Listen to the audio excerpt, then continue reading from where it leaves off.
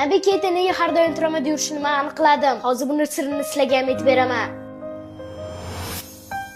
2017-yil Leypzigning mashg'ulot bazasi. Diqqat e'tiborimizda Diego Demmi va Nabi Keyta. Ashaddiy futbol muxlislari Demmining Napolida o'yinlari orqali bilishadi. Hop, mashg'ulotlardan birida Demmi Keytaga qo'pollik ishlatmoqda. To'pga yeta olmadi va Keytani chalmoqda. Nabi esa sherigidan xafa bo'ldi va uni eslab qoldi. Oradan borig'i 4 daqiqa o'tgach esa Keyta Diegoni kelayotganini ko'rdi va mana shunaqa qo'pol kutib olmoqda. Leypzigning qolgan o'yinchilari sirazo e'tiroz bildirishmoqda.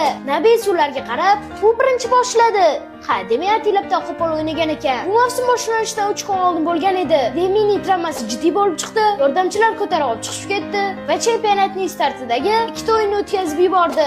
Nabi Keytaga esa hech qanday jazo berilmadi. Sabab u Leypzigning asosiy o'yinchisiga aylanib bo'lgandi. Jazoni esa taqdirning o'zi unga berdi. Nabi Keyta Leypzigdan keyin Liverpoolga o'tadi. Deyarli butun faoliyatini travmada o'tkazadi. Endi travmadan tuzaladi. O'yindan oldingi mashg'ulotda yana travma olib qoladi. Liverpooldan keyin klubida ham travmalar. Nima deymiz? Humanex shuni o'rasan.